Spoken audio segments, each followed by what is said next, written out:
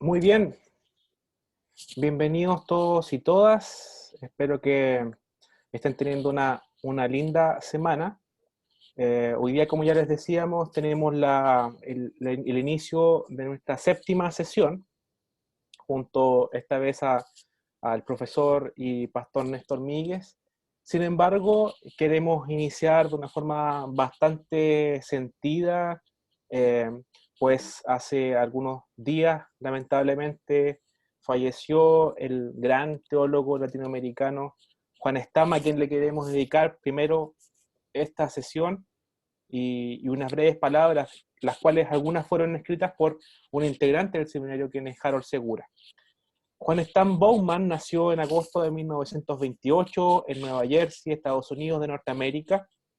Su padre, Jacob Stam, y su madre, Diana Bowman, eran de origen holandés. En diciembre de 1954 se trasladó a Costa Rica, auspiciado por la misión latinoamericana, de la cual él y su esposa Doris eran parte. Ese mismo año habían contraído matrimonio. Pocos años después, ambos se naturalizaron como costarricenses y desde entonces se identificaron con América Latina y el Caribe. Replantearon su teología y decidieron vivir su fe enraizados en estas tierras. Su cuna en el norte, pero su corazón aquí en el sur. Stam fue uno de los teólogos bíblicos de mayor influencia para la misión integral. Insistió una y otra vez en que la misión cristiana se dirige hacia el ser humano integral, sin dualismos platónicos, sin separar el alma del cuerpo, la fe de la existencia concreta o la iglesia de la sociedad. Juan Stam fue un prolífico autor, pero qué duda cabe de cuál fue el centro de su obra, su amado Apocalipsis de Juan, con el que sin duda entró en las comunidades latinoamericanas, refrescando la escatología escapista, humanizando sus figuras literarias y soplando esperanza entre tanta desesperanza. A modo de anécdota, durante el 2002 fue el mismo Stam estando en la Habana, Cuba, tuvo la oportunidad de dialogar en extenso acerca del Apocalipsis con el mismo Fidel Castro. Nunca había esperado tal situación, dice Stam, pero de repente me encontraba con la pelota entre mis pies, a ver si podía lograr un gol del Espíritu Santo, como suele decir nuestro querido amigo Pablo Richa.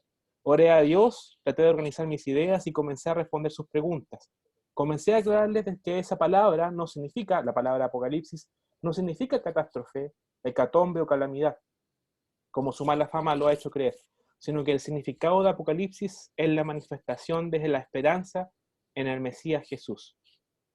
En este contexto sugerimos la lectura del Apocalipsis y el imperialismo romano, texto de 1978, revolucionario, por cierto, en la forma de comprender el mismo Apocalipsis.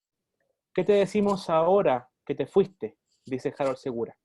Juan, seguimos de la mano del Señor, intentando ser discípulos y discípulas de Jesús en medio de la pandemia, confiados en su amor, pensando en las personas más vulnerables, y también nosotros lo somos, y queriendo seguir tus pasos de fidelidad al Evangelio de Jesús, porque también nosotros queremos escuchar, como los he escuchado hoy, el cumplido del Señor. Bien, buen siervo y fiel, sobre poco has sido fiel y sobre mucho te pondré. Entra en el gozo de tu Señor.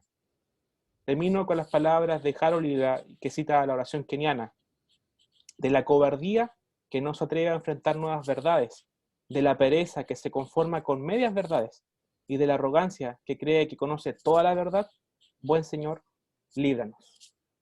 Así que esta sesión será dedicada íntegramente a la memoria del gran teólogo Juan Stam. Y por qué no, de la mano de otro gran teólogo, a quien damos paso desde ahora ya, que es nuestro profesor Néstor Míguez. Profesor Néstor. Bueno, muy buenas tardes a todas, todos. También yo quiero decir mi palabra de gratitud a Juan Stamm. Yo acabo de publicar hace unos meses mi propio comentario al Apocalipsis y debo reconocer que en varias secciones me ha inspirado también la lectura de los textos de Stamm. Stamm tiene varias publicaciones y varios volúmenes sobre Apocalipsis, yo no aspiro a tanto, pero también reconozco la aspiración que él tenía de presentar un Apocalipsis que trajera esperanza para el pueblo cristiano de América Latina y también para el no cristiano. Y en ese mismo camino pretendí caminar. Varias veces hemos hablado con Juan sobre este tema. Yo recuerdo que unos cuantos años atrás, como unos 15 años atrás, yo di unas conferencias sobre Apocalipsis ahí en Costa Rica y estaba Juan en el auditorio y al terminar mi conferencia viene Juan a saludarme y me dice, con todo lo que estudié del Apocalipsis, dice, me obligaste a pensar de nuevo algunas cosas. Yo creo que ese fue el mayor elogio que he recibido en mi vida como conferencista, ¿no? Y bueno, y pude aprender de él varias cosas. Así que, bueno, homenaje a Juan Stamm y comenzamos entonces con Pablo y la resignificación de la fe, que es el tema que vamos a desarrollar en este martes y el próximo. Lo primero que tengo que señalar son los contextos de lectura, especialmente la relación de la lectura que se hace de Pablo contra el trasfondo del judaísmo. Y en ese sentido, tenemos que señalar como tres momentos distintos. Ya en la primera sesión que tuvimos, Camila señaló diferentes judaísmos en el tiempo de Pablo. Judaísmo que arraigado en la propia Palestina, un judaísmo de la diáspora. También hay que pensar en un judaísmo, y bueno, después las distintas variedades de tendencias más apocalípticas, de distintas concepciones mesiánicas, lo que era el grupo de los esenios, lo que era el grupo de los terapeutas, de los cuales no sabemos mucho más allá de alguna mención que hace Filón, lo que sabemos a través de Flavio Josefo, nos va dando un panorama. En este panorama también aprendemos del judaísmo de su tiempo, del propio Pablo. En los últimos tiempos, esto fue profundamente revisado. ¿Por qué?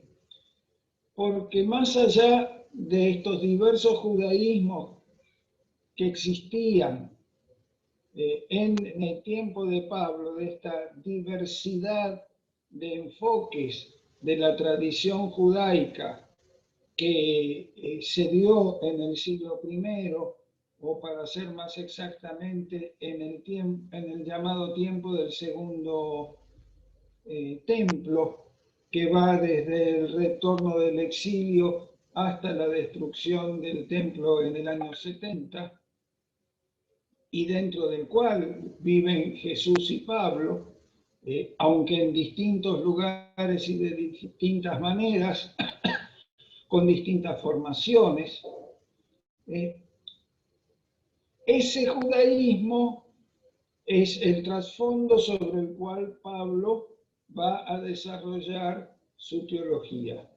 Pero la historia cristiana, a posteriori, construye, en parte desde Pablo y en parte desde otros lugares, otra manera de entender el judaísmo. Una manera que fue la manera cristiana de entender el judaísmo, de la cual realmente debemos señalar tremendas falencias, en la cual debemos señalar tremendas falencias.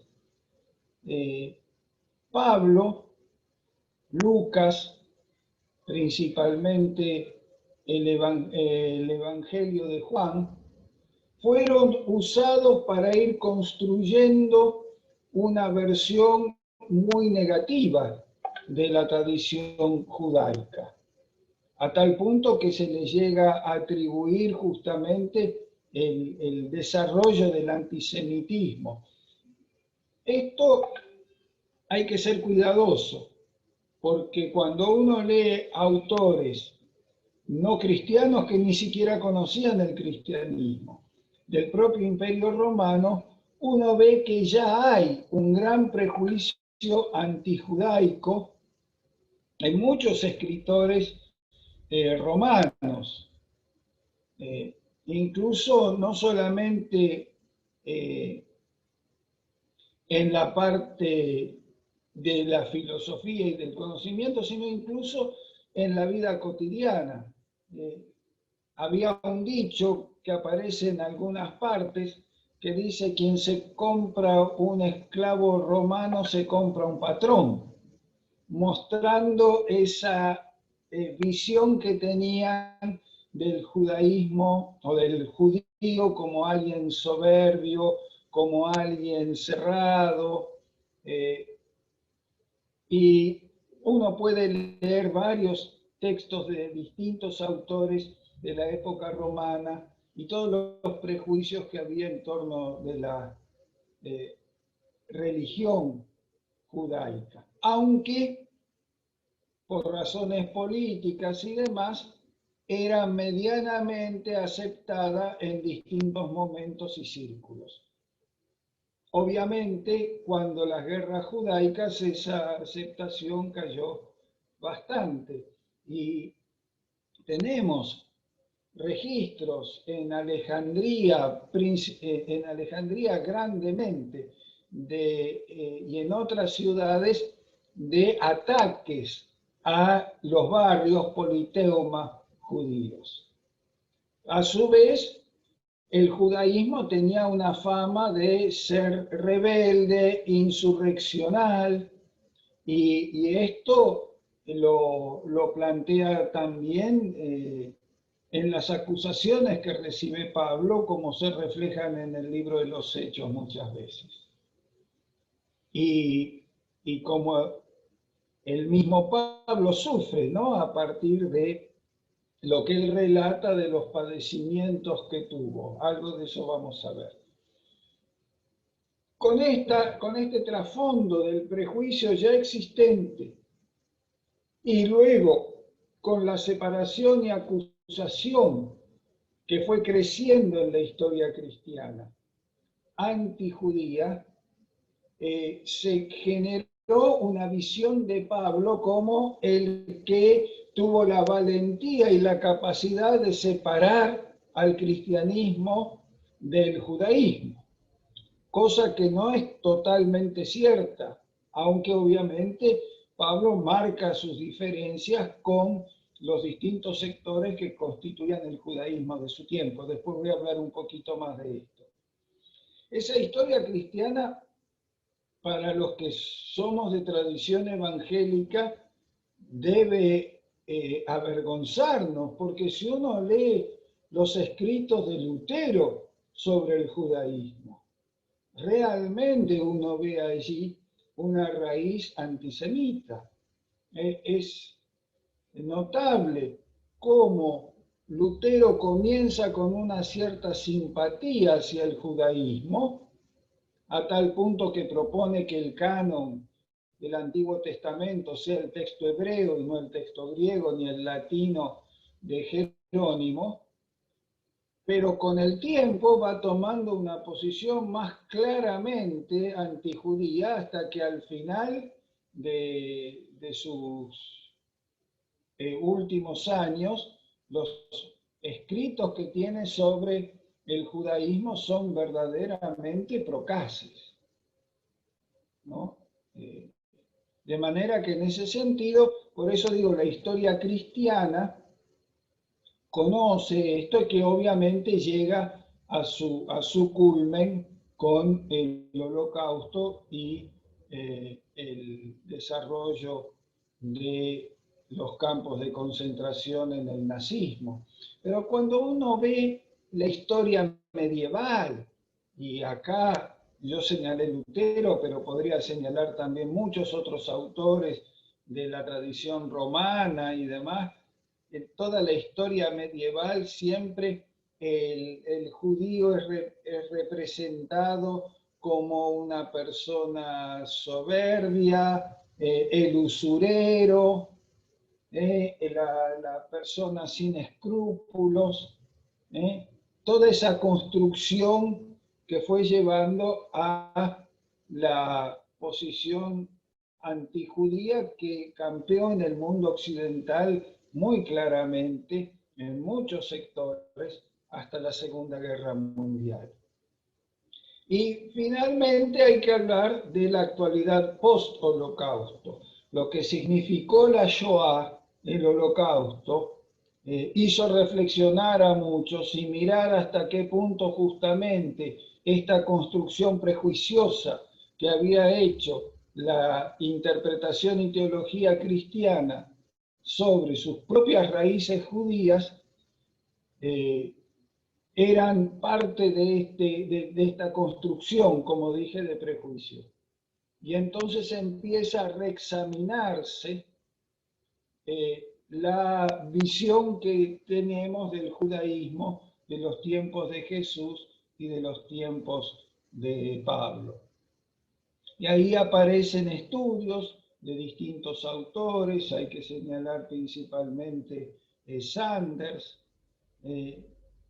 que empiezan a decir, miren, la construcción que nosotros tenemos del judaísmo, la imagen que tenemos del judaísmo de tiempos de Pablo, no es exacta. Es una construcción en la cual nosotros hemos volcado otro tipo de prejuicios. Es cierto que Pablo marca sus diferencias con distintos elementos de su propia tradición judía, pero por otro lado, él se inserta y retoma esos elementos, ¿no?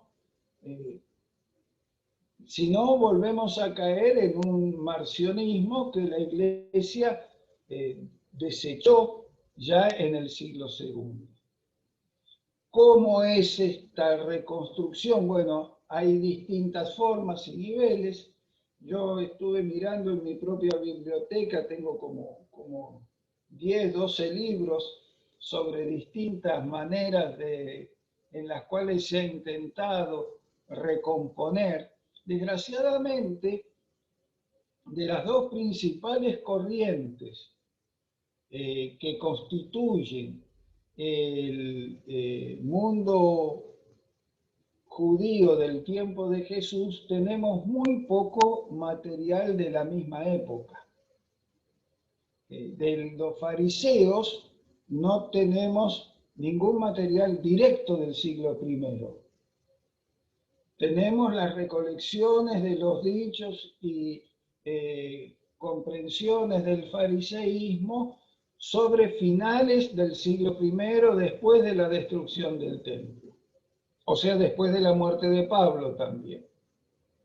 De manera que lo que conocemos de la tradición farisea, fuera de lo que trae el propio Nuevo Testamento, es posterior en su mayor parte a la propia escritura del Nuevo Testamento.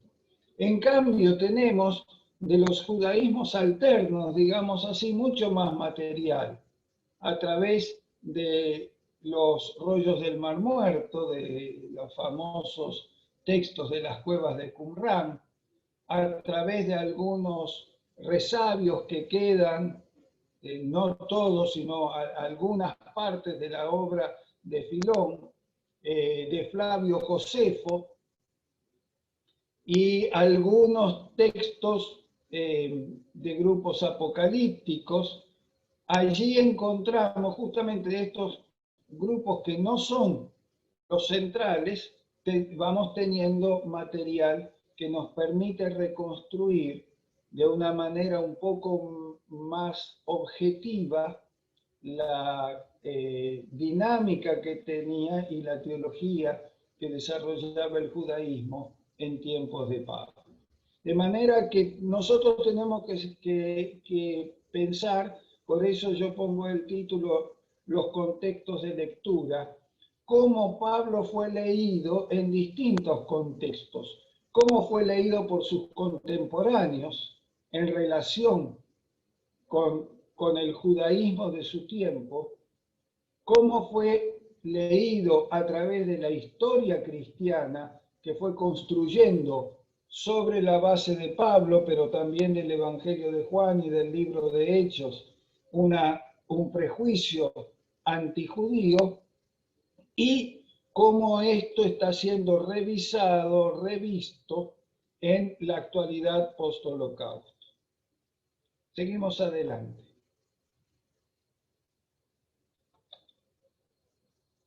De manera que nosotros nos vamos a centrar en los judaísmos del tiempo de Paulino y principalmente en los judaísmos mesiánicos y apocalípticos, porque justamente lo que pasa con Pablo es que Pablo, según su propia confesión, viene de un judaísmo de raigambre farisea, aunque de un fariseísmo muy particular, porque no es el fariseísmo de Judea, sino un fariseísmo adaptado o vivido desde la diáspora.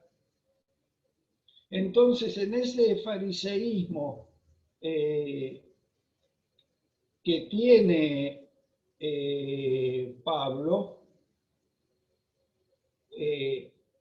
tiene que pasar de su propia tradición, como dije, farisea, a entender a qué nuevo judaísmo se inclina o desde qué nuevo judaísmo se presenta. Dentro del judaísmo fariseo, por lo que podemos saber, el mesianismo tenía un perfil bajo. Dentro de lo que podemos saber, la expectativa por el Mesías, la llegada del Mesías, no era lo que más esperaban ni los saduceos ni los fariseos. Sí, por ejemplo, los esenios de Qumran, si es que en Qumran eran mayormente esenios. Y también uno puede ver en textos apocalípticos como el cuarto Esdras, el Apocalipsis de los animales, el testamento de Abraham y otros textos de la época. Enoc, ¿no? Hay varios libros apócrifos que se insertaban en una línea que nosotros llamamos apocalíptica, por su similitud con el libro del Apocalipsis cristiano. Ahí sí aparecen mucho más figuras mesiánicas, pero ninguna de esas figuras mesiánicas que aparecen, por ejemplo en Qumran, me permito recomendar un profundo estudio del mesianismo o los mesianismos en realidad en Qumran, que publicó el año pasado Juan José Barreda, que se llama La Comunidad de Qumran y los dos Mesías. Acaba de ser publicado justo antes de la pandemia, salió a la venta. Juan José Barreda, lo hemos publicado aquí en Argentina. Él hace un estudio profundo de los mesianismos, fue su tesis doctoral.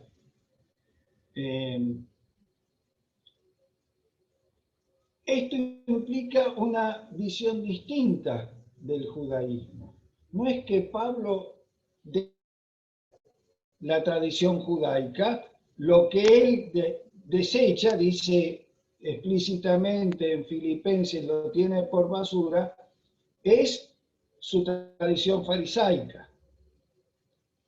Y se inscribe en una tradición, en una nueva tradición del judaísmo, nueva no por novedosa, sino nueva para él, que es la centralidad del Mesías.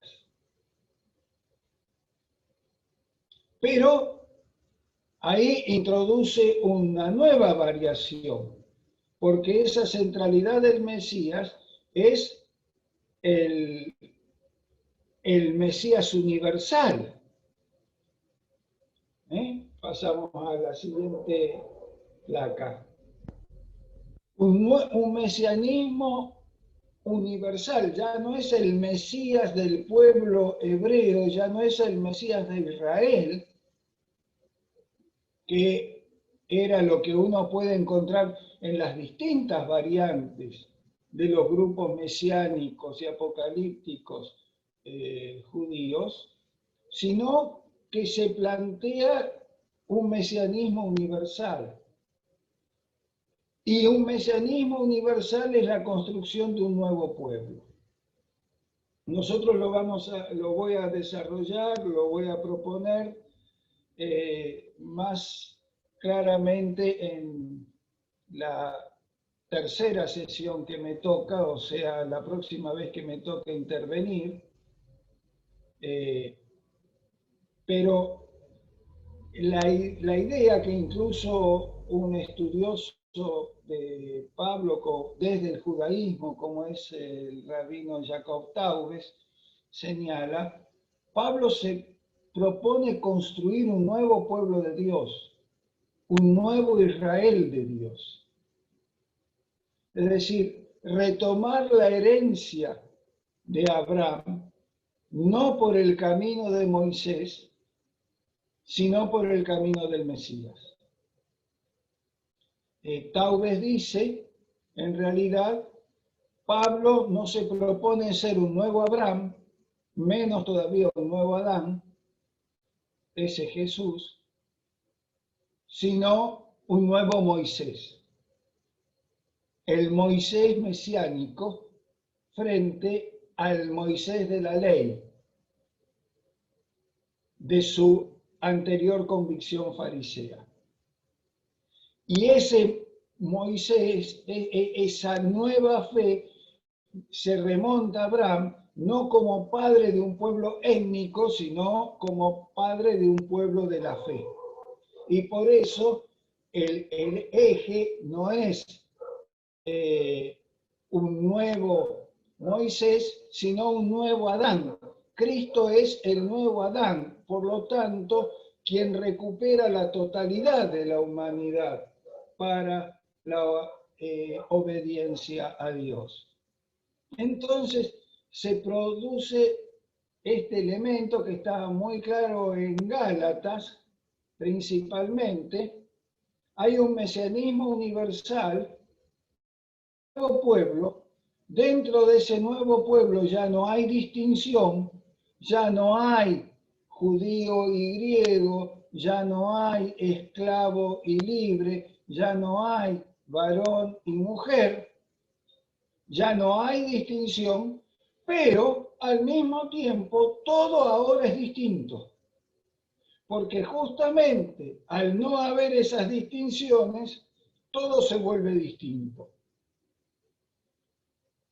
¿No? Entonces el mesianismo inaugura un tiempo en el cual no hay distinción, pero todo es distinto. Ya no es posible separar las categorías, pero justamente porque ya no es posible separar las categorías en virtud de un Mesías universal, todo tiene que ser leído desde otro lugar. Todo tiene que ser visto desde otra manera de acercarse a la fe. Y aquí entonces lo que hace todo distinto es que también el tiempo es distinto. Ya el tiempo no es el mismo tiempo, ya la historia no es la misma historia, se introduce dentro del tiempo cronológico el kairos mesiánico. Es decir, que las distinciones que introduce el tiempo las destruye el kairos. Y es por eso todo es distinto, porque ya no vivimos en el tiempo cronológico, porque este tiempo se acaba. Y acá Pablo está pensando en términos de su comprensión de la parusía cristiana, de la manifestación final del Cristo en gloria, ¿no es cierto?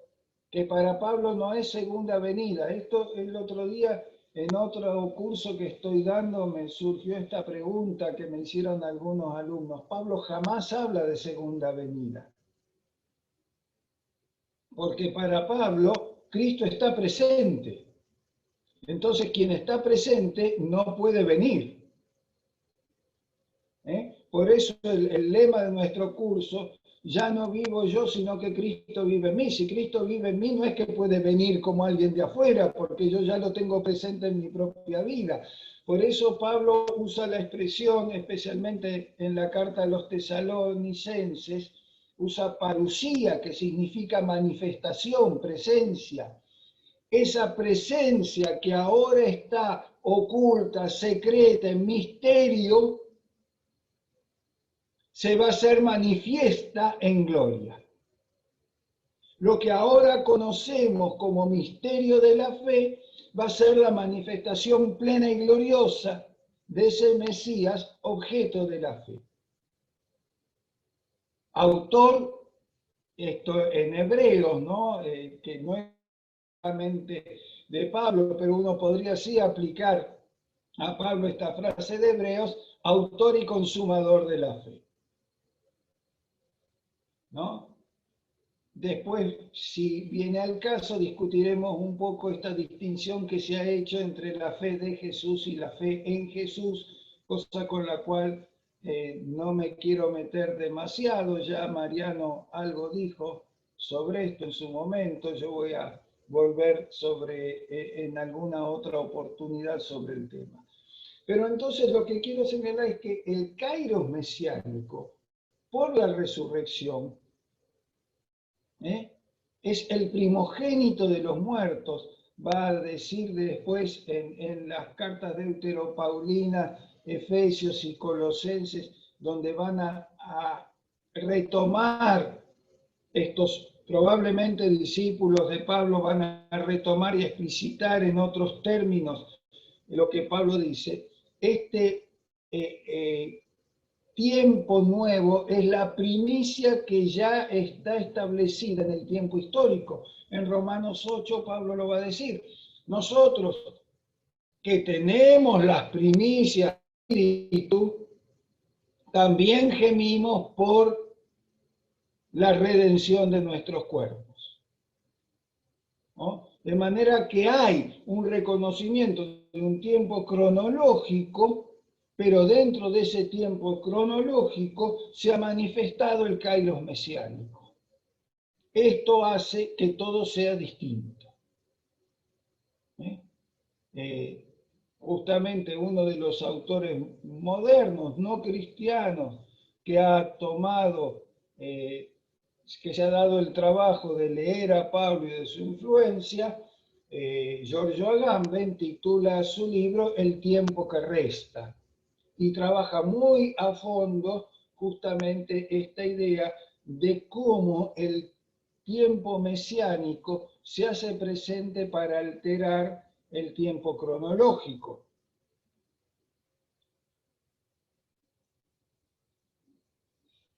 Ahora bien, esta novedad, ¿qué significa? Que ya no hay distinción, pero todo es distinto. que el tiempo ya no corre, no se puede medir como se medía, porque ahora hay que pensar el tiempo en función de la presencia, muerte y resurrección del Mesías, porque ya tenemos las primicias del Espíritu, porque ya estamos viviendo anticipadamente el juicio, porque ya tenemos el anuncio de la manifestación gloriosa del Señor, cosa que aún no se da, pero que esperamos que se da. Y que se da de alguna manera ya en nosotros mismos, que anticipamos la vida del reino hacia el cual nos conducimos. Todo esto obviamente genera tensiones. ¿Somos o no somos judíos? ¿Vivimos este mundo o ya no lo vivimos? ¿Pertenecemos a un nuevo pueblo? Pero si es un pueblo universal, ¿cómo puede ser a la vez universal y distinto? Todas estas preguntas obviamente no se nos ocurren a nosotros, se les ocurrió a ellos mismos. Y entonces empiezan a haber distintas interpretaciones, distintas maneras de enfocar y entender qué significaba todo esto. Y se empiezan a dar conflictos dentro de las propias comunidades. Conflictos no menores, porque son conflictos que se dan en el seno de las propias comunidades y conflictos que se dan con las personas que habían estado directamente con Jesús, conflictos que se dan con Pedro, conflictos que se dan con Santiago, conflictos que se dan incluso con su propio compañero más cercano de misión, por lo menos en los primeros tiempos, que es Bernabé. Y una marca de este conflicto lo va a dar la epístola a los Gálatas. Pasamos a la siguiente placa entonces. Entonces aparecen las primeras divisiones en las comunidades en torno justamente de las situaciones que se daban. Y yo aquí voy a recurrir principalmente a los textos mismos. Y no porque quiera hacer teología evangelística, sino tomarlo como documentos históricos de las situaciones. Es decir, aquí con mis colegas Camila y Mariano, que son historiadores, un intruso teólogo que se mete en el campo, pero los teólogos no podemos sino ser historiadores, porque tenemos que trabajar con los documentos que tenemos, y una primera lectura tiene que ubicar estos documentos, que en nuestro caso son los textos bíblicos, en su ambiente, en su situación, y a su vez los historiadores pueden recurrir a estos documentos en la construcción de la imagen y dinámica que puede haber tenido las comunidades y sociedades de su tiempo. Yo creo que conté alguna vez en el Congreso de Historia en Argentina se realizan periódicamente jornadas de los profesores universitarios de historia, como se realizan en tantos otros lugares, y me invitaron una vez justamente a una charla en el Congreso de Historia sobre cómo usar los textos bíblicos como fuentes documentales históricas. Interesante porque en audiencias que solían reunir 60, 70 profesores de historia, en esta hubo 270 concurrentes. ¿no? Lo cual mostró que para los que enseñan historia antigua nunca habían pensado la Biblia como fuente documental, ¿no? Y yo la quiero mirar justamente más allá de los elementos teológicos como fuentes para documentar las dinámicas y tensiones que vivió este cristianismo naciente justamente, entre otras cosas, en su relación con la tradición judía. El texto de Gálatas es uno de ellos, después vamos a ver otros, pero cuando Cefas, fíjense que es interesante que lo nombra como Cefas, ¿eh? Utiliza la forma griega del nombre, no usa Pedro, como lo usan los evangelios, usa Cefas. Tampoco usa Simón, que era el nombre griego, hebreo originario. Pero cuando Cefas vino a Antioquía, me paré cara a cara con él. La expresión es muy fuerte en griego. Me le puse en la cara, diría los basquetbolistas de hoy, on your face, ¿no? Porque era de condenar. Fíjense, está hablando Pablo acerca de Pedro, ¿no? Del campeón del cristianismo naciente, o por lo menos de los seguidores de Jesús. Pues antes que viniesen algunos de parte de Jacobo, y se está metiendo con el hermano de Jesús, es decir, no es una menor, está con la gente, entrando en conflicto con la gente más importante.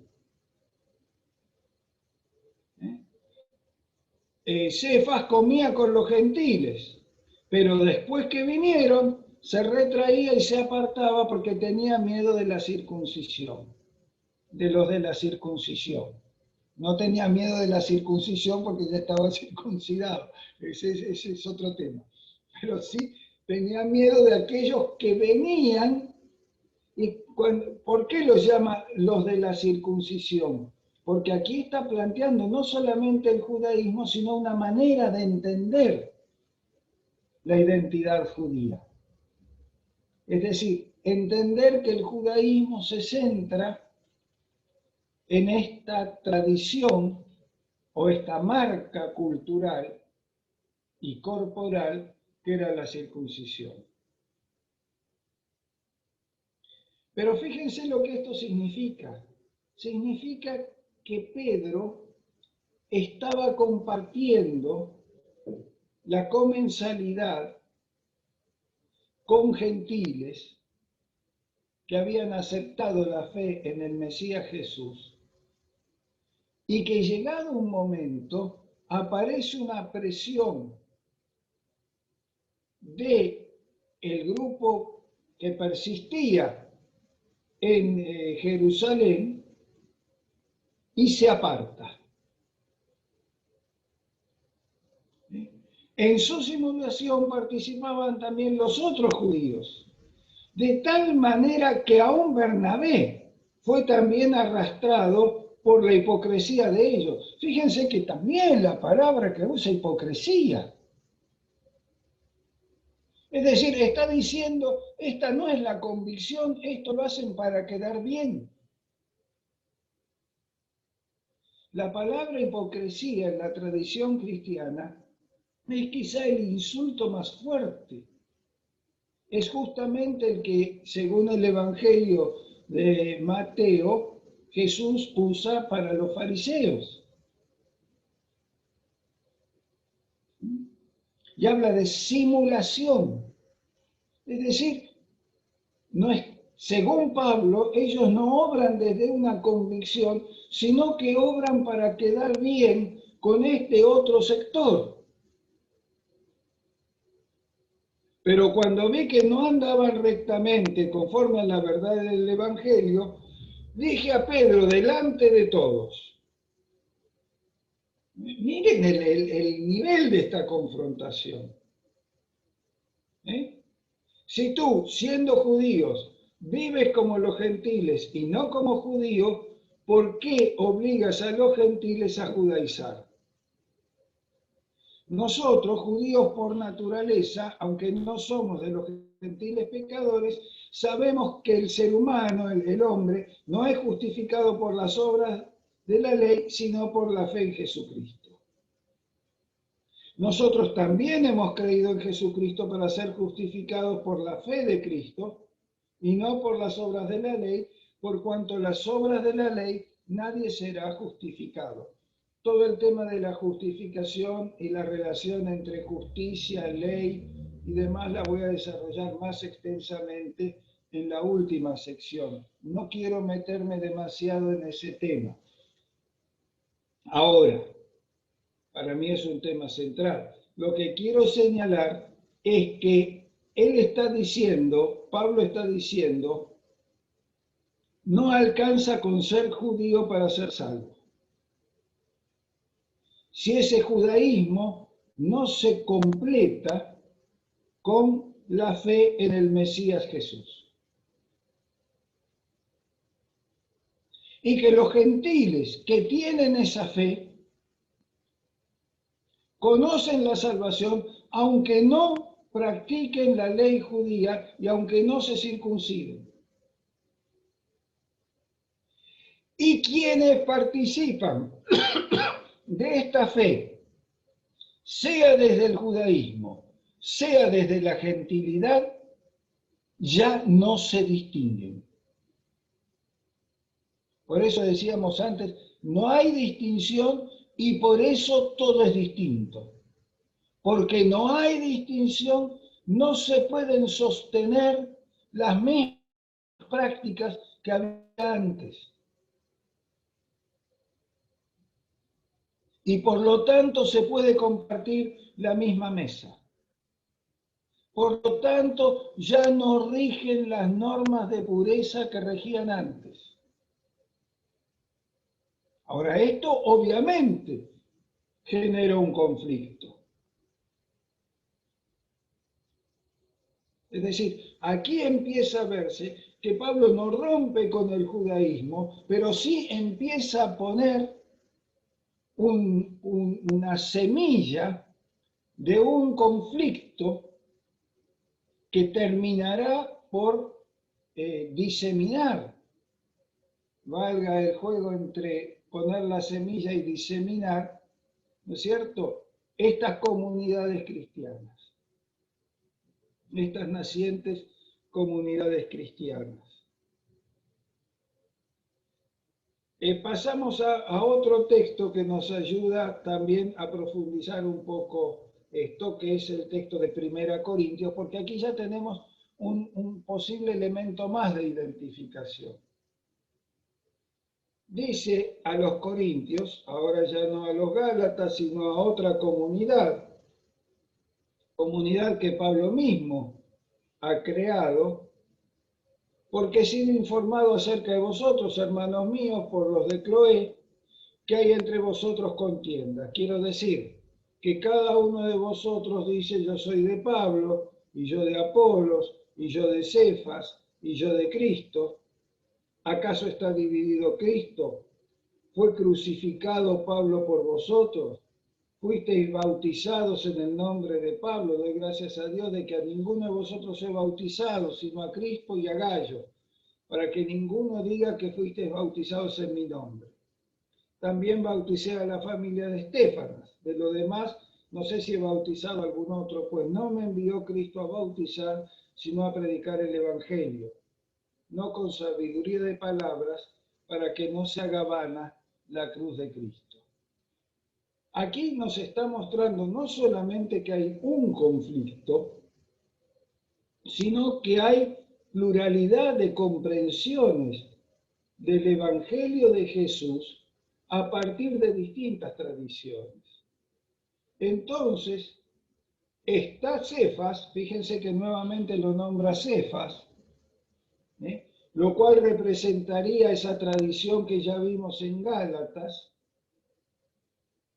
una tradición que quiere conservar más fuertemente la identidad, tradición judía, incluyendo la circuncisión y otras leyes rituales. Aparece Apolos, que por lo que sabemos proviene de Alejandría, que vendría de otra tradición del judaísmo, mucho más cercana a la filosofía griega. Probablemente Apolos haya sido influido por la escuela de Filón, viniendo de Alejandría. Lutero sostenía, y con argumentos bastante interesantes, que no se puede decir tiene razón, pero se acerca bastante, que la epístola a los hebreos, cuyo autor no conocemos, probablemente fuera de Apolos. Esto es la lectura que hace Lutero.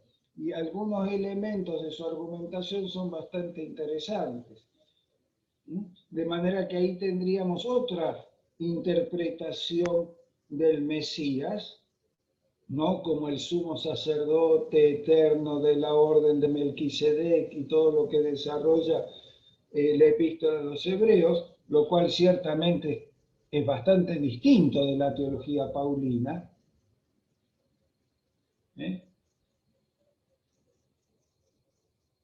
De manera que hay otra lectura desde otra visión judaica, ¿no es cierto? Pero del judaísmo de la diáspora, probablemente del judaísmo filoniano, del judaísmo alejandrino.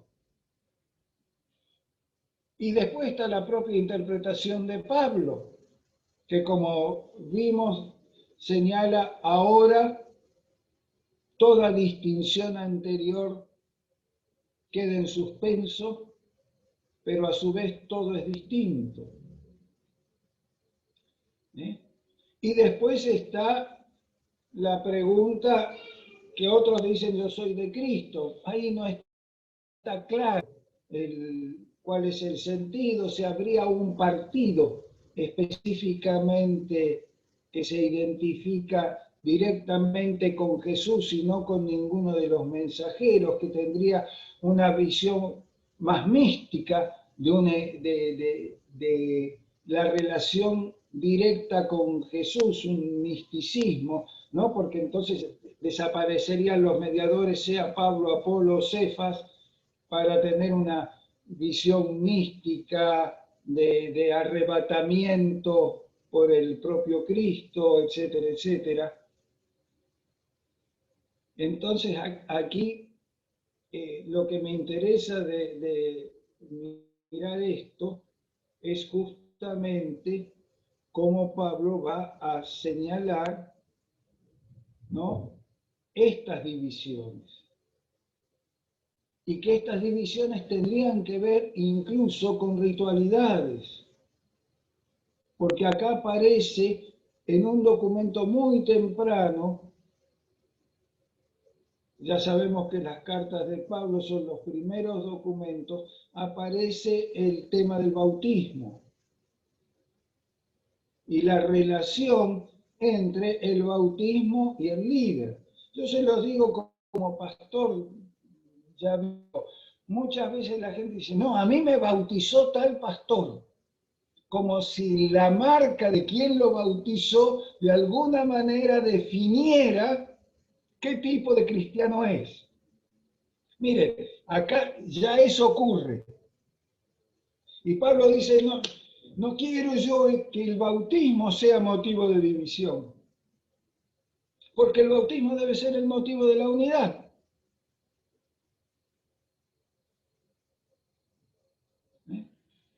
De manera que también aquí aparece otro elemento que entra en la división de las primeras comunidades.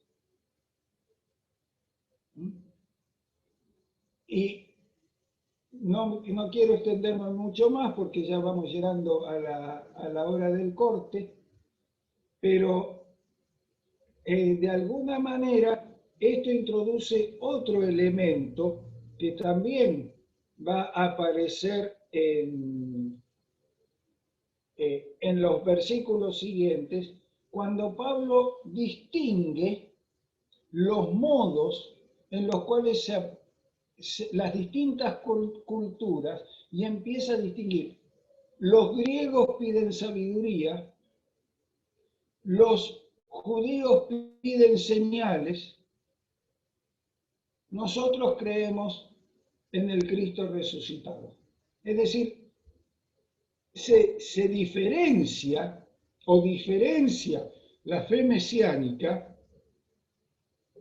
tanto de la cultura griega, en la cual probablemente él fue formado, como de la tradición judaica de la cual él proviene. Es decir, que a diferencia de Filón, por ejemplo, que trata de mostrar cómo es posible empatar la tradición israelita con la filosofía griega, Pablo dice, el Mesías viene justamente a hacer todo nuevo. Ya no es ni la tradición griega que busca sabiduría a través de la filosofía, ni la tradición judaica israelita que demanda señales. La locura de la cruz es otra cosa. La cruz de Cristo viene a decir la sabiduría no es camino. Las señales no son caminos, cosa que tendrían que escuchar muchos evangelistas que evangelizan desde las señales, entre comillas. El camino es la cruz de Cristo. Y por eso tampoco las otras distinciones son válidas. Y termina este capítulo señalando, no hay muchos sabios, no hay muchos nobles, no hay muchos poderosos, justamente aquellos que no tienen ningún elemento con el cual jactarse, ningún elemento al cual aferrarse para señalar su salvación, estos son los que Dios elige para señalar el camino de salvación. O sea, el camino de salvación no pasa ni por las identidades previas, ni por el poder, ni por la sabiduría, ni por la prosapia que podamos tener, sino que pasa por el reconocerse deudor en la fe de Cristo. ¿Ven entonces? Obviamente que esto va a producir conflictos. ¿Por qué? Y porque, como dijimos, ya no hay distinciones. Y a su vez todo es distinto. Y esta es justamente la necesidad de la reconversión. Reconversión no en el sentido que lo usamos a veces de convertidos a la iglesia, sino el tener que pensar de nuevo la fe, que es justamente lo que señalamos en el título de esta parte. Y termino acá para dejar entonces, ya han pasado largamente los 45 minutos, dejar acá para que tomemos un descanso y a su vez puedan participar en los grupos. Así que David, Pablo, lo dejo en sus manos. Entonces damos inicio a partir de este momento de la segundo momento de la clase de hoy día. Pastor Néstor. Muy bien, buenas. Nuevamente nos encontramos. Terminábamos la parte anterior, antes del receso, señalando las tensiones y divisiones que se producían por las distintas comprensiones teológicas. Pero no son solamente estas las tensiones que tuvo que enfrentar Pablo. Lo último que dije es que el hecho de que Pablo señala no es el poder, no es la sabiduría, no es la nobleza, sino lo que no es lo que Dios elige para mostrar, marca que había otras tensiones, tensiones que podríamos llamar tensiones vinculadas con el estatus o el lugar social. De manera que voy a dedicar esta segunda parte a plantear un poco el tema justamente del estatus social, de la comprensión que podía tener, justamente porque el cristianismo, o como querramos llamarlo en esta primera etapa, paleocristianismo, cristianismo naciente, mesianismo paulino, pónganle el nombre que quieran, se desarrolla en el seno de la casa. Y entonces esto trae tensiones también en los vínculos familiares y relaciones familiares, lo cual se va a ver también en los evangelios, ¿no? Cuando Pablo dice, he venido a poner la madre contra la hija, el yerno contra la suegra. Bueno, para esto no se necesita Cristo, pero a un hermano en contra del otro, está mostrando esas tensiones. Para que podamos entenderla, he querido trabajar un poco históricamente también, ¿no es cierto? En la cuestión de qué es la casa, el oikos, la casa doméstica.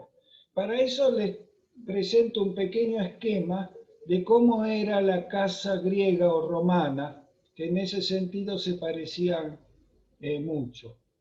Yo he tenido la oportunidad el año pasado, gracias a que me invitaron a dar unas conferencias en Europa, aproveché el viaje para visitar las ruinas de Pompeya, que era algo que me debía, y tuve oportunidad de ver estas casas casi enteras, ¿no es cierto?, en las ruinas, y tenían este mismo esquema.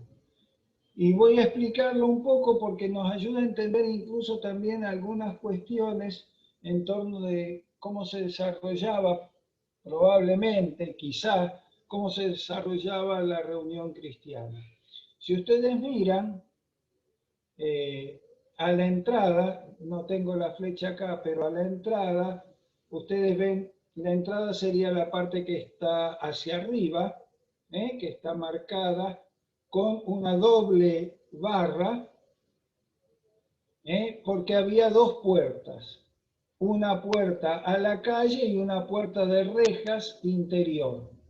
Fíjense que hacia afuera la casa no tiene entradas. Quizá hubiera alguna ventana, pero en los restos que yo he visto ni siquiera había ventanas hacia afuera. Todas las aperturas de la casa, ustedes ven, van hacia el patio central. El patio central es esa partecita que está en forma un poco más oscura, donde estaba una columnata que sostenía esos puntos más oscuros, son las columnas que sostenían los techos. Los techos todos tenían inclinación hacia adentro, ¿no es cierto?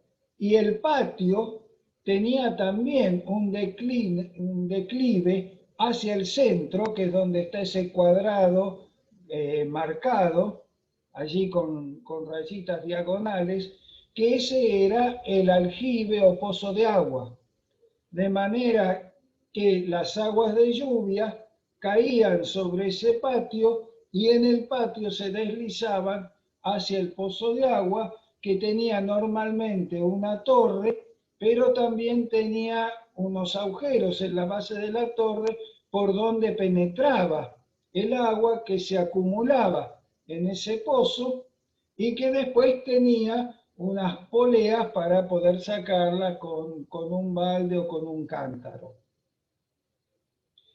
Y había a la entrada dos habitaciones un poco más amplias, que eran normalmente las habitaciones de estar, y luego otras habitaciones más pequeñas a los costados.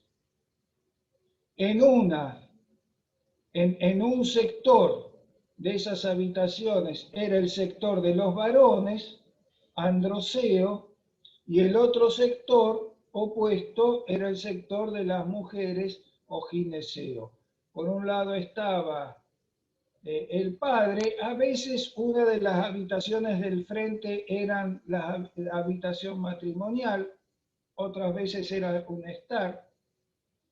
Y luego, sobre el fondo, ustedes ven que hay una nueva doble puerta de rejas, al final del patio, con otras habitaciones más grandes y más pequeñas. Esas habitaciones eran las habitaciones de los esclavos. Por eso tenían una doble reja, porque a la noche se cerraba también esa otra reja, y ahí había con una reja los talleres, y luego había una segunda puerta enrejada, más fuerte todavía, donde estaban los dormitorios de los esclavos, que como ustedes pueden ver eran las habitaciones más chicas de todas, apenas unas pequeñas habitaciones largas, contra la pared final. Hay distintas esas habitaciones finales, eran los talleres donde se realizaban las distintas tareas y donde, como dije, dormían o también se establecían los esclavos domésticos. De manera que esa era la organización geográfica de la casa. Les doy un detalle que he visto muchas veces mal interpretado, muy mal interpretado, porque ayuda también a leer otra carta de Pablo y otra situación de Pablo. Esas habitaciones finales dedicadas a los esclavos también podían servir de prisión. Y hay un hecho muy particular que describe justamente el libro de los Hechos, que es cuando Pablo es llevado a prisión en Filipos. Ustedes recuerdan que hay un centurión que es el que guarda la prisión. Las prisiones no eran aparte, había una práctica romana que era la de que soldados que se habían retirado, especialmente en ciudades pequeñas, podían usar, y recibían obviamente un emolumento por ello, podían usar la parte de atrás de los esclavos como prisión. ¿No? Entonces, cuando describe que con el terremoto se abrieron las puertas de la prisión, son estas dos puertas enrejadas que están al final. Por eso, Pablo puede ver cuando el centurión que hacía de guardia se quiere quitar la vida, porque si la prisión hubiera, y que inmediatamente bautiza a la familia. ¿Por qué? Porque la parte de atrás de la casa se alquilaba por el Estado como prisión parcial, temporal, para reos no peligrosos dentro de las mismas casas. Una situación muy particular. ¿Y qué es lo que pasa allí? Que el pozo o aljibe que está en el medio servía justamente para las aguas del bautismo. Cuando se empezaron a realizar las celebraciones cristianas, que después vamos a ver en las casas, ¿qué se hacía? Se sentaban en la columnata alrededor del patio central y la torre del aljibe o del pozo servía como púlpito y como pila bautismal. Fíjense cómo la propia casa va a dar el espacio de la celebración cúltica en el cristianismo primitivo, en una de las formas del cristianismo primitivo.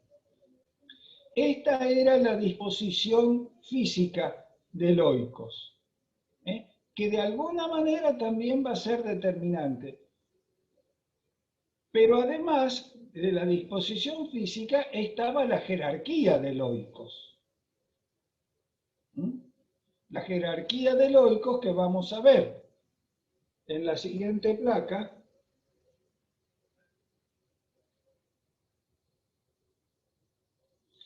en donde dentro de la casa hay una clara jerarquía. El lugar lo ocupa el pater familia, en latín, el oikodéspotes, en griego, fíjense el nombre, ¿no? El déspota del oikos. Esto da ya una idea de la estructura, ¿no? El oikodéspotes, que es el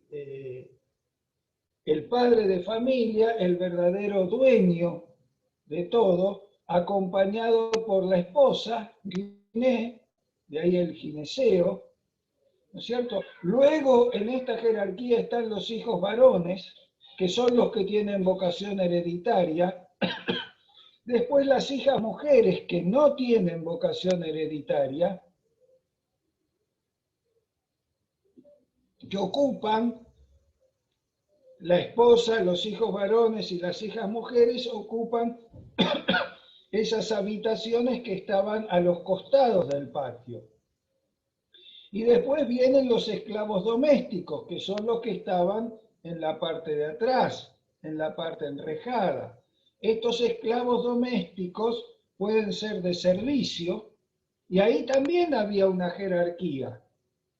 Esa jerarquía empezaba por el mayordomo, el primero de los esclavos de servicio, que era el oikónomos, el ecónomo de la casa, que era normalmente el esclavo que estaba a cargo de los otros esclavos.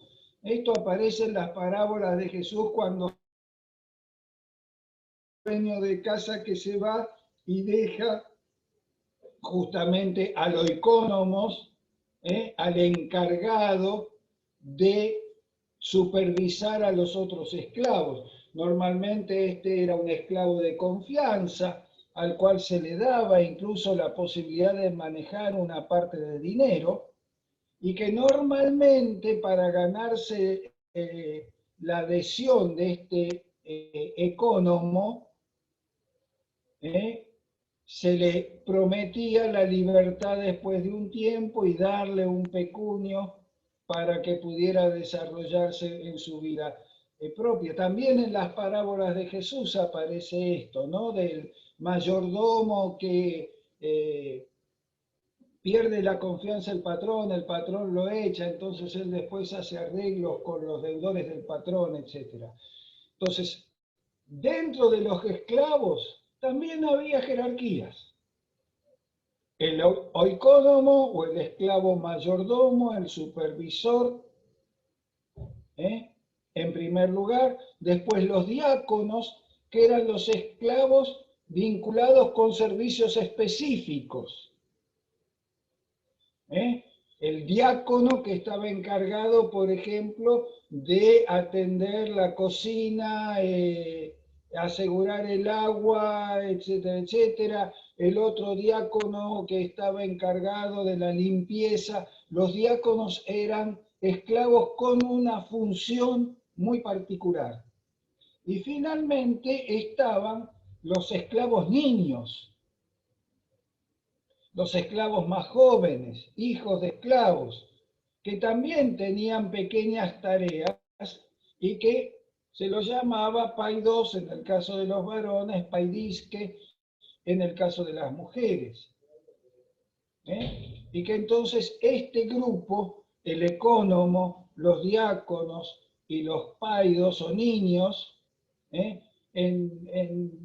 todavía en mis tiempos de juventud, vaya a saber cuántos tiempos de juventud viví yo y cuántos años hace de esto, todavía, por ejemplo, al personal de servicio, especialmente a las chicas, se las llamaba, por lo menos en mi zona del país y creo que en otros lugares también, criados. El criado, tiene un criado.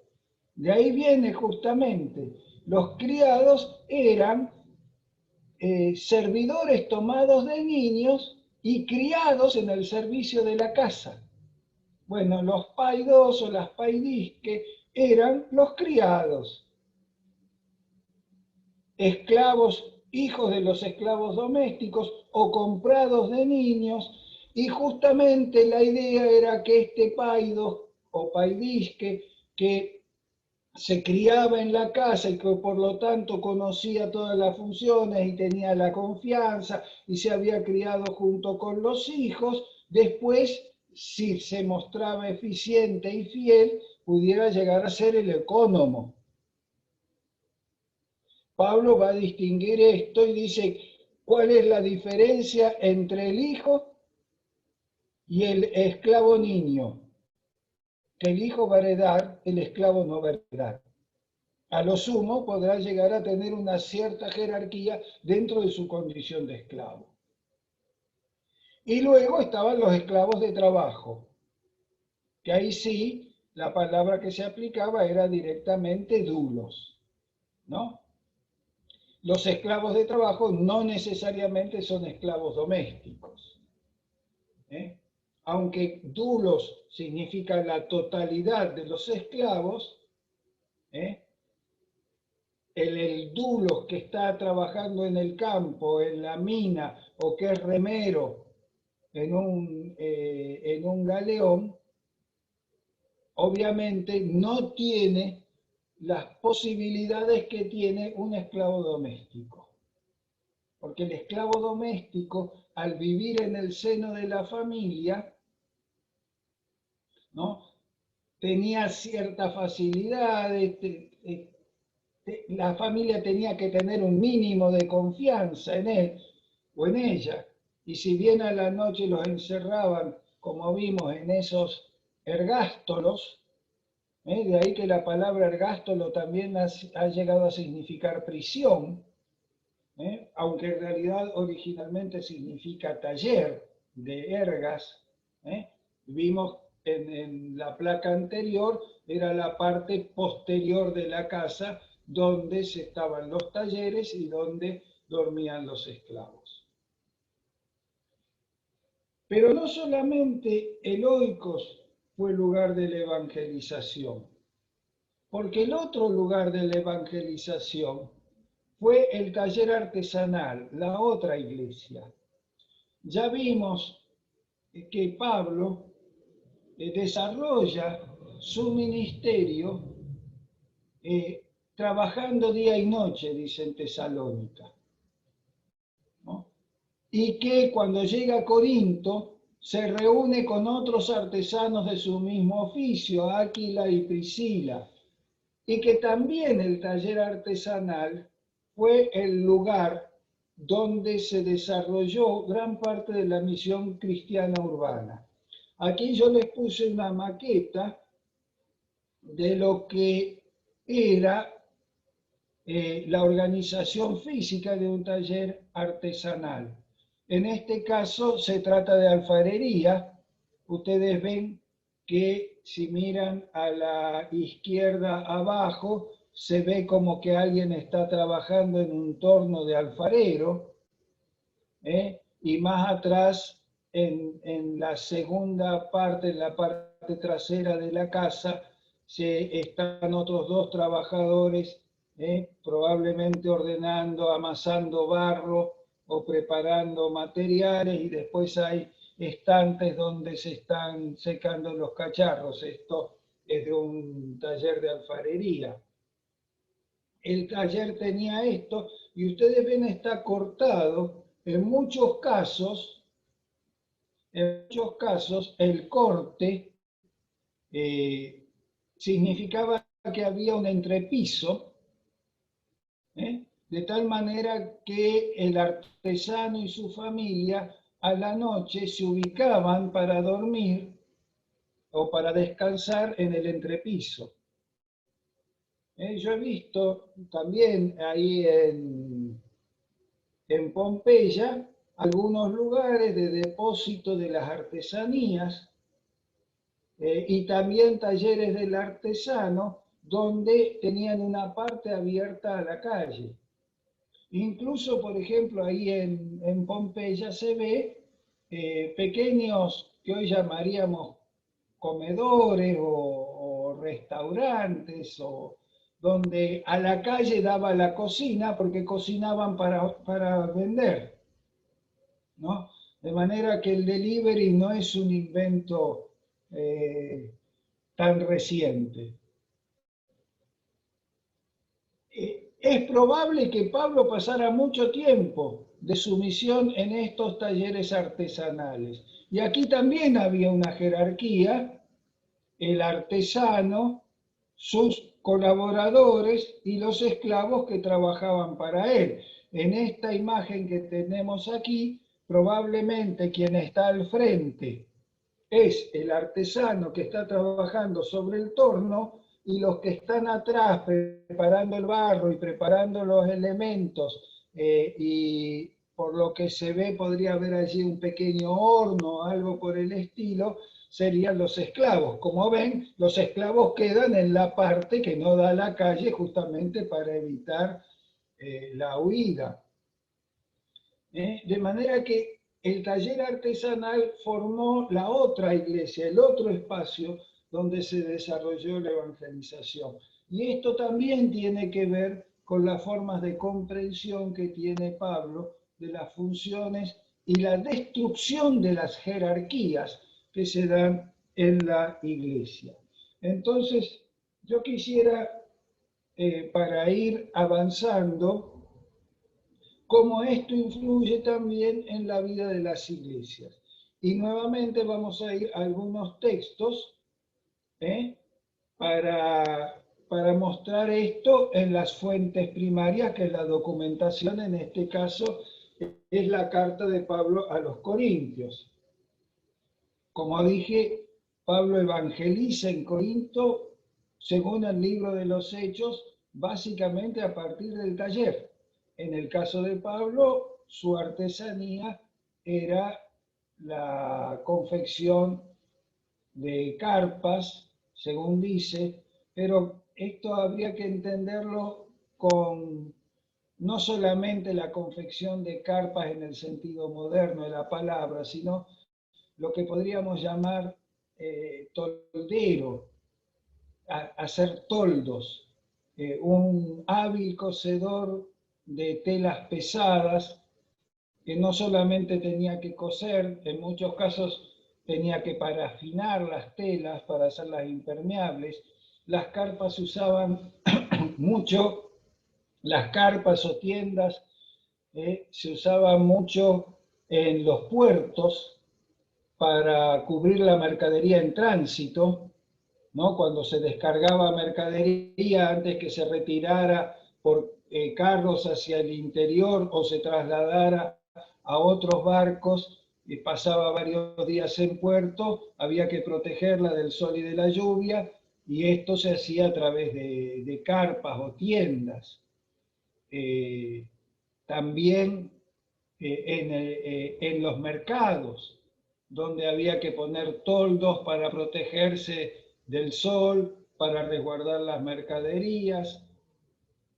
En el puerto también un cocedor tenía también muchas oportunidades de trabajo reparando el velamen de los barcos, ¿no? Cuando los barcos llegaban a puerto, normalmente había que reparar las velas, sea impermeabilizarlas, o sea coser roturas, o prepararte velas nuevas, y para esto también un cocedor de telas pesadas, como sería un toldero o hacedor de carpas, tenía trabajo. Esto también explicaría por qué cuando uno ve el itinerario de Pablo, ve que la mayoría de los lugares donde desarrolla su misión son puertos. Éfeso, Troas, Neápolis, que es el puerto de Filipos, Tesalónica, Corinto, son todos, Éfeso, son todos lugares donde hay puertos, ¿no? Y esto explicaría también la facilidad con la cual Pablo se puede manejar, incluso él dice que varias veces experimentó naufragios. Era una cuestión de canje.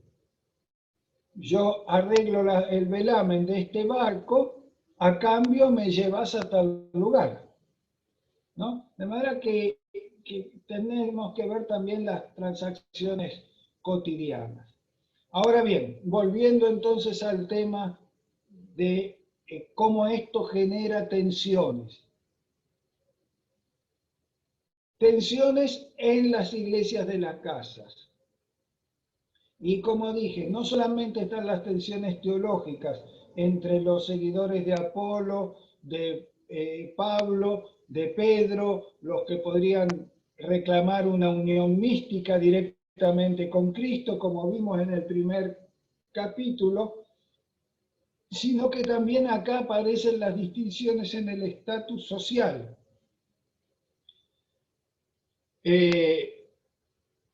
Pues en primer lugar, cuando os reunís como iglesia, oigo que hay entre vosotros divisiones. Fíjense que es casi la misma expresión que en el capítulo primero, ¿no? Cuando dice que hay divisiones, que los de Cloé le dijeron que hay divisiones entre los de Pablo, los de... Acá también hay divisiones.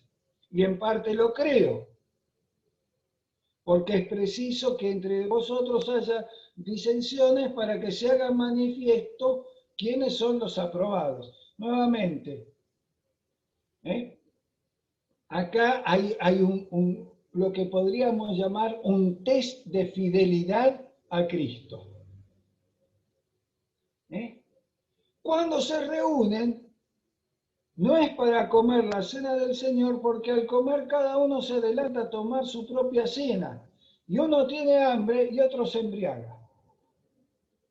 Obviamente, quien come es el patrón, el oicodéspotes, la guné. Los esclavos tienen hambre, llegan tarde o no se les da. Entonces esa cena no es la cena del Señor. Que la cena del Señor no hay que entenderla solamente como la Santa Cena, sino el espacio de la igualdad, donde no hay distinciones porque todo es distinto. Entonces, esa jerarquía que vimos en la casa del oicodéspotes, la guné, los julios, las túgater, o sea, los hijos varones, las hijas mujeres, los esclavos y la jerarquía de esclavos, a la hora de la cena, si es cena del Señor, debe desaparecer. Esto le va a llamar la atención a Plinio el joven, cuando en la carta que le escribe al emperador Trajano, incluso como 70 años después de esto, 60, 70 años después, dice, se juntan para cenar en una cena promiscua. Y para Plinio, promiscua no tiene nada que ver con la sexualidad, sino que tiene que ver con el hecho de que esclavos, libres ciudadanos con jerarquía, todos comen de la misma cena. ¿No es cierto? Entonces ahí está el problema, que desaparecieron las distinciones y las jerarquías necesarias para el funcionamiento del oikos o para el funcionamiento del taller. Y fíjense que el problema es el mismo que el problema que le marca Pablo a Pedro en su discusión sobre lo que hizo Pedro en Antioquía. Dejaron de participar de la misma mesa. Es en la mesa, en el compartir el pan, en el comer todos y todos lo mismo y todos juntos, en ese espacio de suprema igualdad, incluso a nivel físico, que era el alimentarse, allí está un centro de prueba para que se haga de manifiesto quiénes son aprobados. Por eso Pablo en Gálatas le dice a Pedro que era de reprobar, porque no había pasado la prueba de que todos comieran juntos en la misma mesa. En el caso de Pedro, gentiles y judíos. En el caso de Corinto, los distintos estamentos que conforman el oikos. Menosprecian a la iglesia de Dios y avergüenzan a los que no tienen nada. Es decir, el problema es que los que tienen avergüenzan a los que no tienen al discriminarlos en la cena y al adelantarse a comer y después le dan las migajas y le dicen toma tu copita de vino, toma tu pedacito de pan, contentos, alabamos al Señor arriba y aleluya. No los alabo por esto. Si no son capaces de compartir todo el pan, esta cena no es la cena del Señor. ¿Ve? Todo es distinto, porque ya no hay distinciones. Y esto es lo que provoca los problemas. En una sociedad acostumbrada a las jerarquías y a la meritocracia.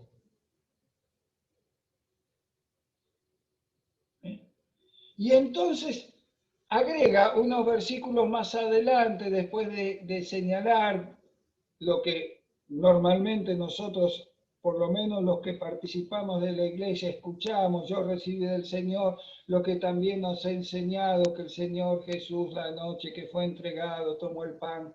Bueno, eso yo lo sé de memoria, después de 50 años, pastor, más vale que me lo sepa de memoria.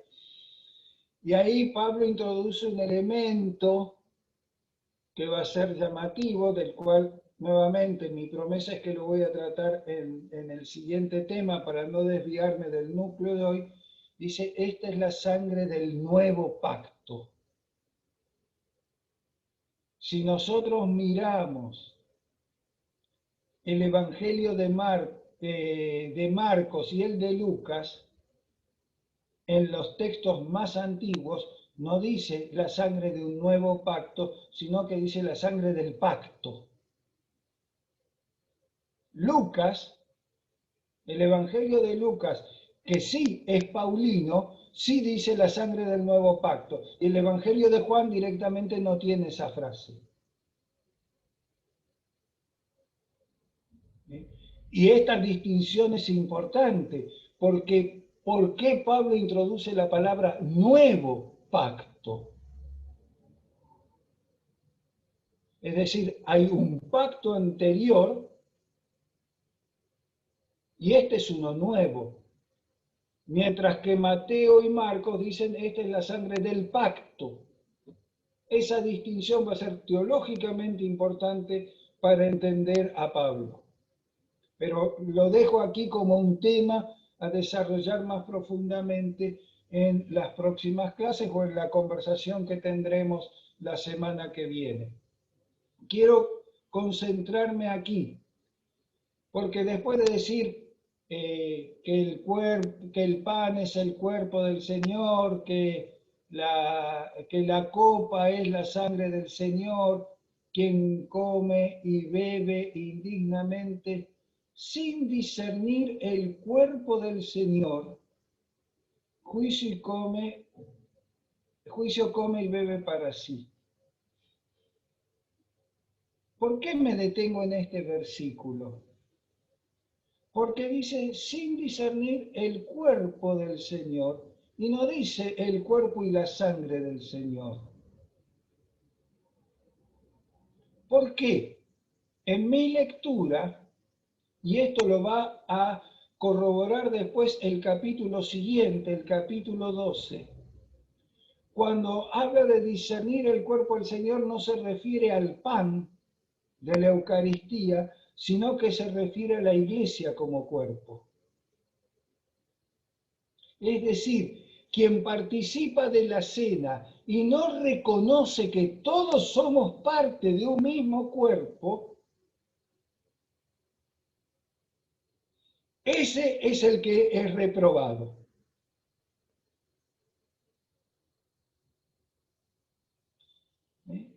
Aquí hay un elemento hermenéutico, un detalle exegético que es muy importante porque normalmente hemos leído esto que discernir el cuerpo del Señor significa, y después todas las discusiones teológicas, si es la transustanciación, la consustanciación, si es la presencia misteriosa o si es el símbolo o la anamnesis de Cristo. Acá lo que está hablando, en mi entender, es que discernir el cuerpo del Señor es saber que uno está participando de la nueva realidad y del nuevo kairos mesiánico.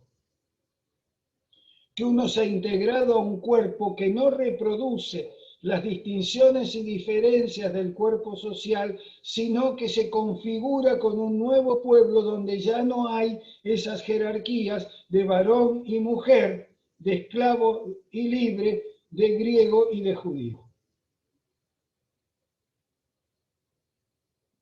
Entonces, aquí aparece justamente Pablo teniendo que confrontar las divisiones de las jerarquías sociales. Y así como marca la discusión sobre las distinciones entre judíos y griegos o judíos y gentiles, las distinciones que se generan entre las distintas tendencias teológicas, Apolo, Pedro, el propio Pablo, los místicos de Cristo, acá marca que también hay que superar las divisiones que se generan por el estatus social. Y queda una distinción más a la cual me quiero referir en los 4 o 5 minutos que me quedan, que son las distinciones espirituales, entre comillas, que aparecen en el capítulo siguiente, los versículos en el capítulo 12 de Corintios, lo que habíamos visto antes era el final del capítulo 11, me salté unos 3 versículos y dice, por tanto os hago saber que nadie que hable por el Espíritu Santo llama anatema a Jesús, y nadie puede llamar a Jesús Señor si no es por el Espíritu Santo. Ahora bien, hay diversidad de dones, pero el Espíritu es el mismo. Hay diversidad de ministerios, pero el Señor es el mismo. Fíjense, cuando habla de diversidad de ministerios, se está hablando de diversidad de diaconías, ¿no? Como en la casa, que los esclavos tenían distintas tareas específicas, pero todos son del mismo espíritu. Hay diversidad de operaciones, pero Dios que hace todas las cosas en todos es el mismo. A cada uno les da la manifestación del Espíritu para provecho, porque a este es dada por el Espíritu palabra de sabiduría, a otro palabra de ciencia según el mismo Espíritu, a otro fe por el mismo Espíritu, a otro don de sanidad por el mismo Espíritu, a otro el hacer milagros, a otro profecía, a otro discernimiento de espíritu, a otros diversos géneros de lenguas, a otro interpretación de lenguas, pero todas estas cosas las hace uno y el mismo Espíritu, repartiendo a cada uno en particular como Él quiere. Porque así como el cuerpo es uno, recuerden lo que dijimos, sobre el final del capítulo anterior y tiene muchos miembros. También todos los miembros del cuerpo, siendo muchos, son un solo cuerpo, así también es Cristo. Porque por un solo espíritu fuimos todos bautizados en un cuerpo, sean judíos o griegos, sean esclavos o libres. Aquí se olvidó del varón y mujer, y a todos se nos dio a beber un mismo espíritu. Es probable que no se haya olvidado, sino que después haya sido quitado, porque sabemos que unos capítulos después va a aparecer ese párrafo que dice que la mujer no habla en la iglesia. De manera que aquí probablemente alguna mano machista y patriarcal sacó la distinción de varón y mujer que está en las otras cartas de Pablo, porque quería agregar después una distinción. Pero eso ya es un problema exegético de otra naturaleza. Lo que está mostrando justamente, somos un cuerpo y ya no hay esas divisiones. Judío, griego, esclavo y libre. En el oikos, en el taller donde Dios hace sus operaciones, como dice, diversidad de operaciones, no existen esas jerarquías que existen en el oikos griego. No existen esas jerarquías que existen en el taller. Y Pablo tiene la necesidad de explicar cómo sigue habiendo algunas diferencias, pero que esas diferencias no nos hacen distintos, sino iguales en el cumplimiento del Espíritu.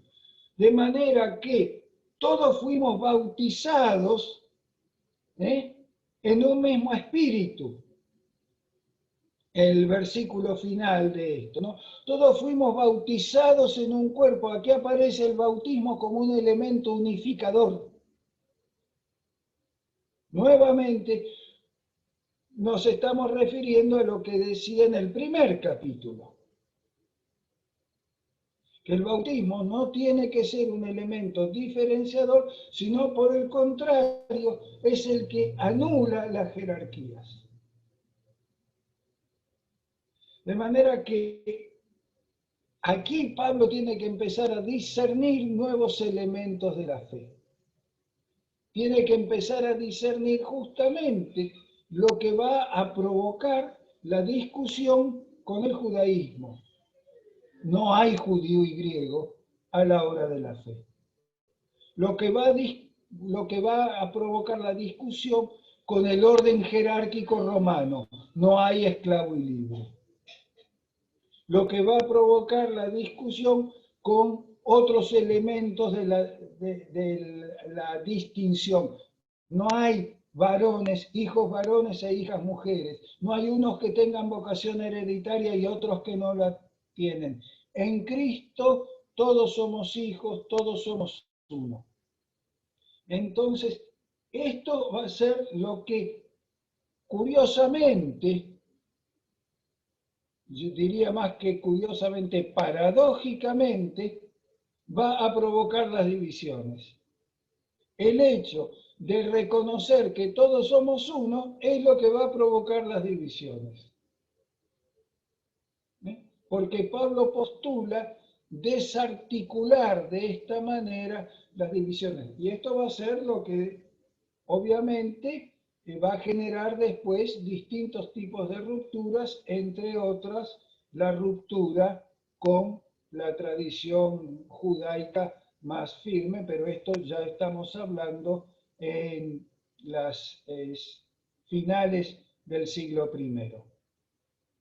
Queda todavía la discusión, que no la voy a dar en este espacio porque sería entrar en otras cuestiones, porque a mí no me interesa en este espacio discutir autores, sino analizar esta documentación histórica, qué nivel de inclusión y qué nivel de ruptura Pablo tiene dentro del judaísmo.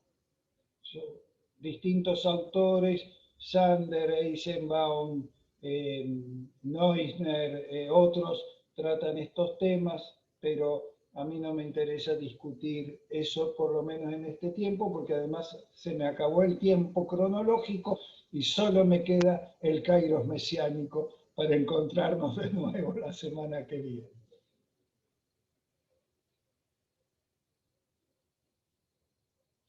Disculpen, muy bien, muchas gracias al pastor y todos nosotros ojalá nos desmutiemos y le damos un gran aplauso por su exposición notable, notable. Muchas gracias, muy esclarecedor en varios puntos. Realmente es significativo releer a Pablo a partir del contexto. Así que, bueno, muchas gracias. Si es que hay alguna pregunta que por angustia, por alguna exaltación de tipo espiritual, quieran hacerla ahora, entonces tienen los siguientes 5 minutos para hacer preguntas. 5 minutos nada más, ¿bien? Si es que no las hay, entonces nosotros lo dejamos completamente invitados para la siguiente sesión, que será el próximo martes, donde podremos escuchar nuevamente al pastor Néstor, quizás haciéndonos una síntesis y luego nosotros discutir las preguntas que él mismo nos va a hacer a nosotros a partir de esta lección. Aparentemente no hay preguntas, pastor. No sé qué le gusta más, el silencio o la llenura de preguntas. No, normalmente dice, cuando no hay preguntas es porque uno fue muy claro o porque nadie entendió nada. Espero que sea lo primero. Sí, evidentemente. No, Puede que... yo creo que podemos, que es más útil cuando podemos reflexionar y entonces la semana que viene, porque esa es la dinámica que hemos optado, ¿no? Podemos hacer las preguntas. En todo caso, sí me gustaría que si a lo largo de estos días, cuando ustedes revisen sus apuntes o demás, tienen algunas preguntas, ya se las puedan mandar a David y a Pablo para que me las retransmitan y entonces yo arranco ya la próxima semana si hay alguna de esas preguntas, preguntándome junto con ustedes, digamos. Sí, sí, efectivamente. Si hay preguntas, las pueden hacer durante la semana para que el pastor pueda tener tiempo y podamos ordenarlas en el tiempo de respuestas directas. Bien, bueno, aparentemente no hay ninguna pregunta hoy día, entonces lo dejamos invitado para el próximo día martes, la sesión de consultas, dudas. Y esta vez vamos a agregar insultos, pastor. Y si alguien se siente en la necesidad de hacerlo, no le vamos a coartar la libertad. En este mundo de odiadores, Muy bien, entonces abrimos la posibilidad para el próximo martes. Desde ya nos despedimos y que tengan una linda semana. Nos vemos el próximo martes.